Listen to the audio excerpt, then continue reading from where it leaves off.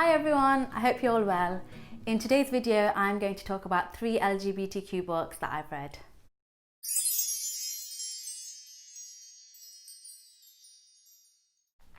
The first book I want to talk about today is called The Love and Lies of Rukhsana Ali by Sabina Khan. So a quick introduction to the book. The book is about an American Bengali girl called Rukhsana Ali who's in her last year of high school. Rukhsana's kind of cool, definitely way cooler than I was when I was in high school. She's fashionable, she's outspoken, she's got a tight group of friends, and she's a complete science nerd. She is also a lesbian and has a girlfriend. And while she's out to her brother and her friends, she hasn't told her parents yet. They're homophobic and she's worried that if they find out, they'll freak out and won't let her go to university or college, as they say in America. So her plan is to hide her sexuality and her relationship from her parents for just the next few months until she goes off to university. And of course, as expected, her parents find out, and that's when the story really starts. What I like about this story is how relatable it is. Rukhsana belongs to 2 cultures, the South Asian Muslim community and American society, and I love how both of these cultures are reflected in her everyday actions and her personality. She admires the traditional clothes she wears, and she absolutely loves Bengali food, but then she also wears crop tops to parties and hangs out at Starbucks with her friends and her girlfriend, and is worried about her exams like any other normal teenager. She likes David Attenborough documentaries and she makes Harry Potter references, but she also watches Pakistani dramas as well. But apart from those simple, relatable, everyday moments, there are those that are relatable on a much deeper level. And I won't talk about all of them, but I will give one example. It's not a spoiler and it happens quite early on in the book.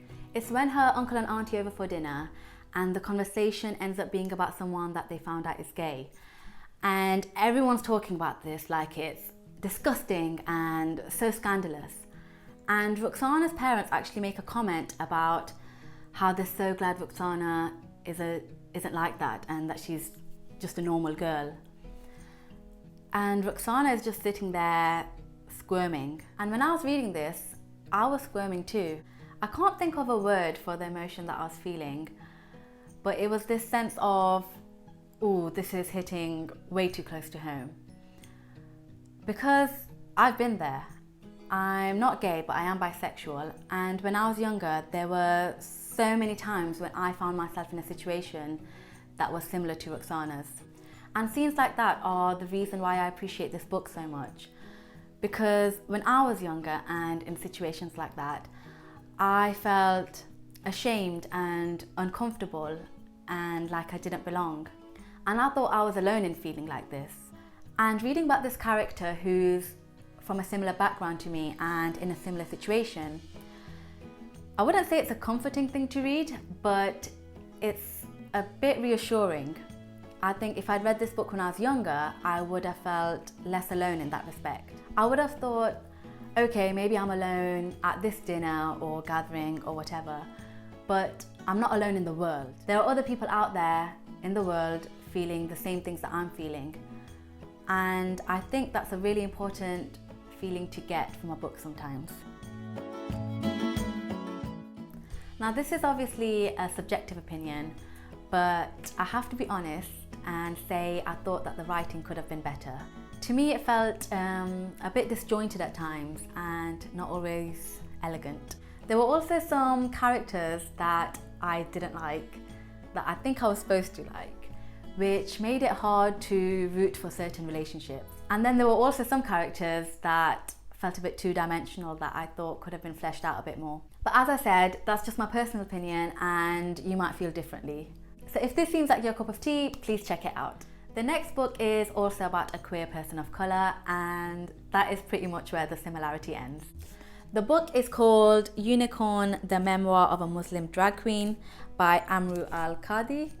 I think that's how you pronounce the name. If I'm pronouncing it wrong and you know that I'm pronouncing it wrong, please let me know in the comments. Amru identifies as non-binary and prefers them, they pronouns. So that's how I will be referring to them throughout this book review. So just a bit of background to the book. Amru is born into an Iraqi Muslim family, and this memoir describes their journey trying to find places or communities where they could feel like they belong. This includes Eton College, Cambridge University, and of course the drag queen community.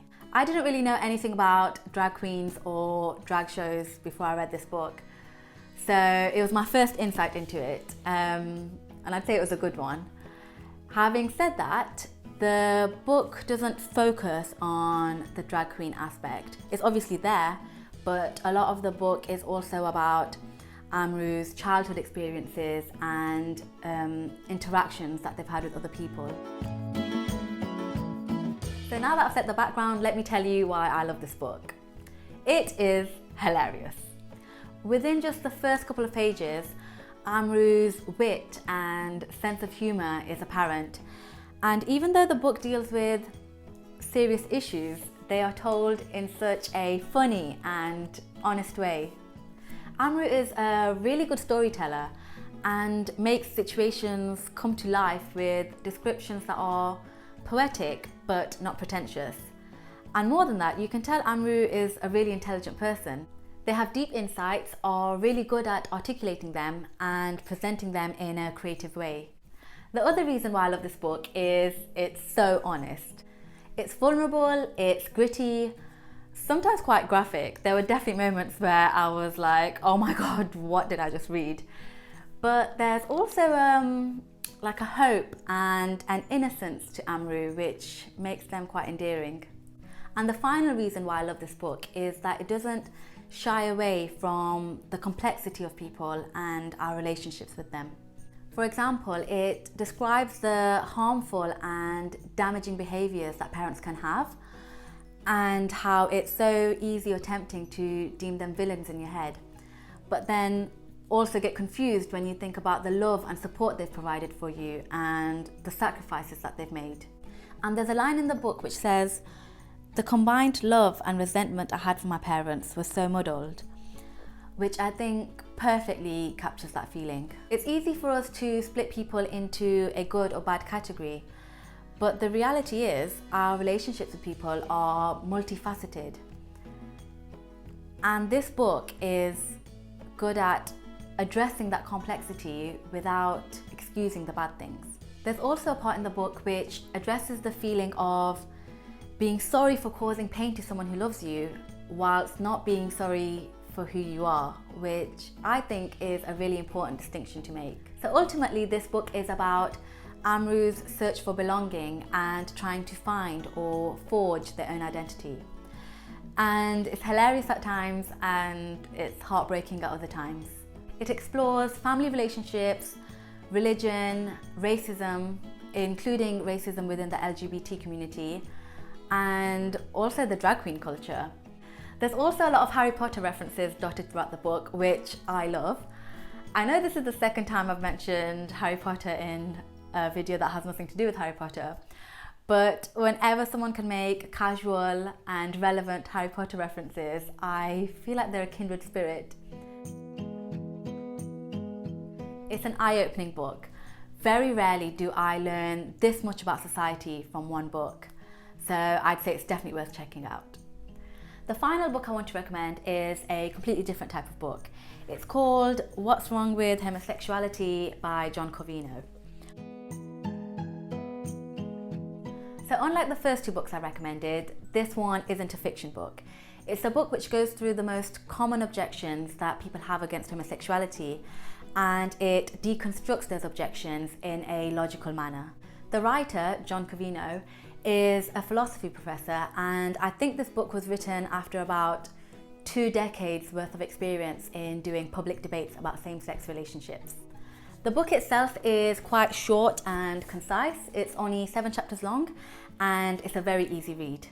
The first chapter is about why there's even a need to debate this.